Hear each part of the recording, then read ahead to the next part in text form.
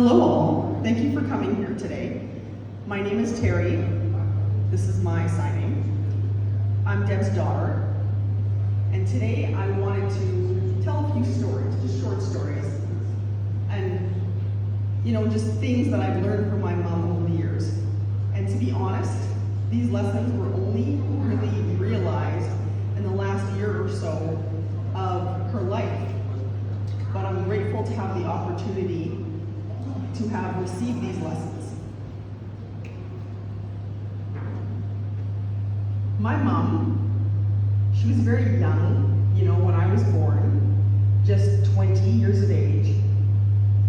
As you can imagine, having a young child that age is tough enough, but then when you find out that that child also has a disability and is deaf, that was more difficult for her. It makes things more difficult.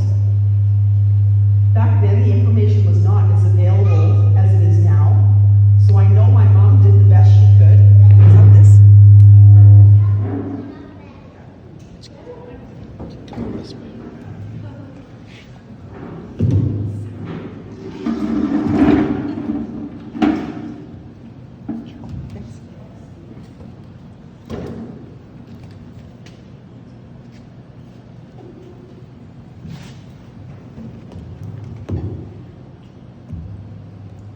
And so once again, that information is not as available as it is now, and I know my mom did the best she could to help me thrive in a hearing world.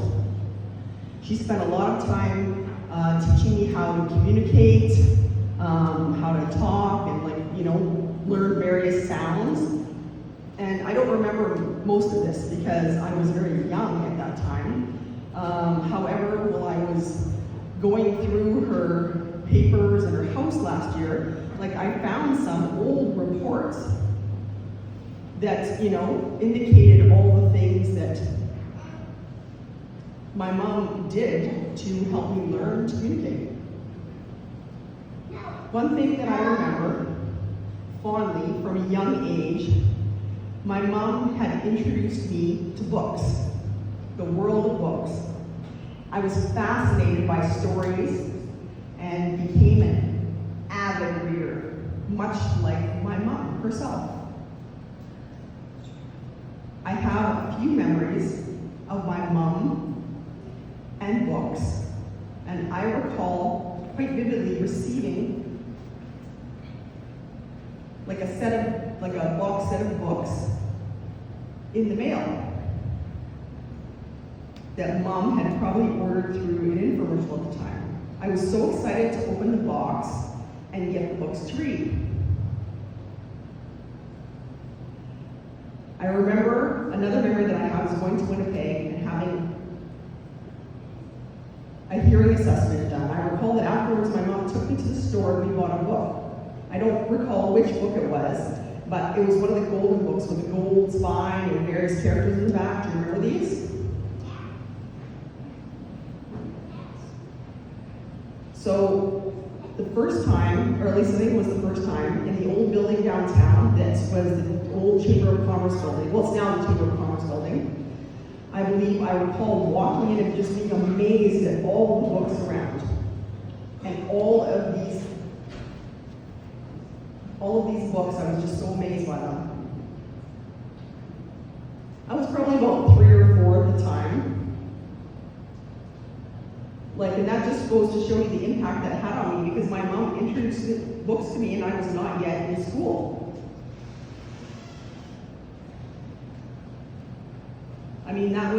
That was an impact, and that impacted me forever. I always got books. At every holiday, birthday, Christmas, if there was a fair, she never said no. I even used my $5 allowance to go to the bookstore. And is it any surprise that I went on to become a library technician?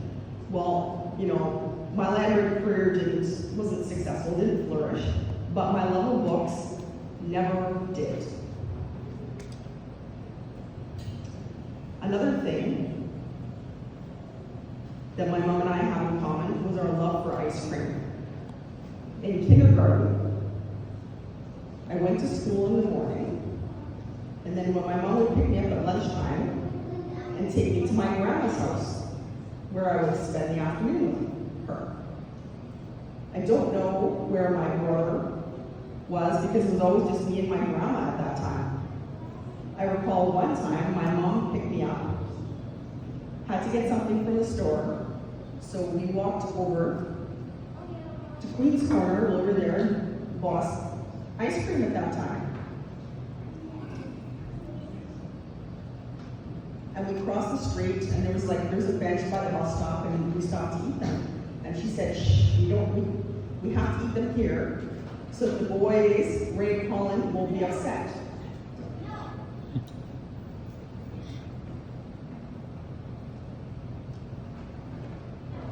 I don't know why that memory sticks with me, other than the fact that, like,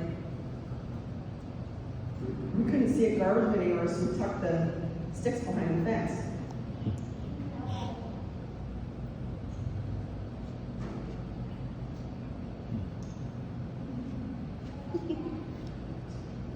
So anyways, we didn't talk about that, so.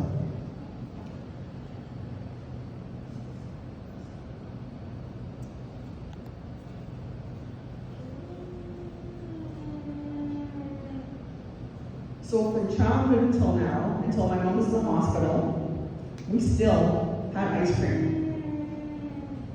And everyone knows that's my favorite thing. Like if I had to have a last meal, I mean, I think you all know that ice cream would be my last meal. That's what I would ask for. And maybe you know that things weren't always easy for my mom and I. We had a difficult relationship at times.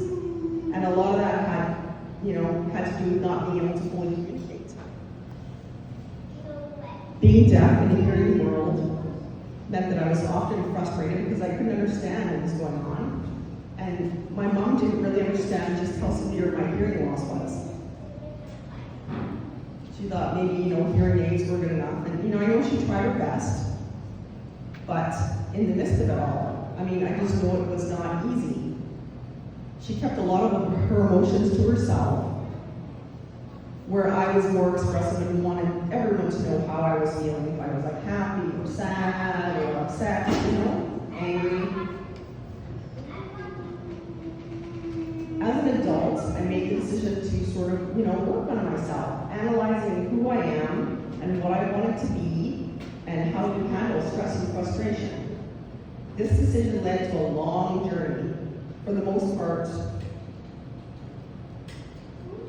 I traveled alone. But I will tell you what led me to being able to have the most meaningful, important conversation with my mom in the last few years of her life, as her health was declining. So as her health was declining, she realized the importance of sharing her emotions and was finally able to open up to me about things like her emotions surrounding my disability, her attempts to raise 2 kids as a single mom, and even some of her own trauma from the past. She never went into a lot of detail, but did admit to me that she wishes she could change some things and others that she's, very proud of. Overall, though, we agreed that things weren't always bad. And then we had some good times too. This led us to start, digging for memories that were good, and I'm so grateful for that. When my mom's memory started to fail, she never forgot who I was. Right to the last words, she said to me, she knew who I was. And so, as a result, I will never doubt that she loved me even when it was hard. So the lessons I learned from my mom. Books are the gateway to the world. Language is communication. Keep learning. Keep trying. Never give up. Take your kids to the library. Ice cream is a love language. If all else fails, get some ice cream. You'll feel better. I guarantee.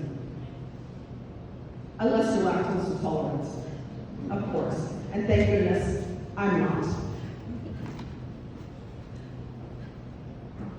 You can repair relationships if you try.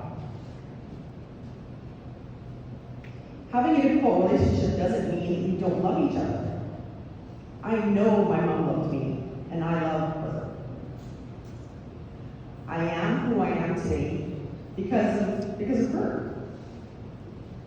If there's one thing I ask you to take away from today, it's please take a moment to ask yourself, what is important to you? Who is important to you? What can you do to make your life as meaningful as possible with the time that you have left? Then, go make it happen. Thank you for being here and helping me honor my mom. Thank you so much.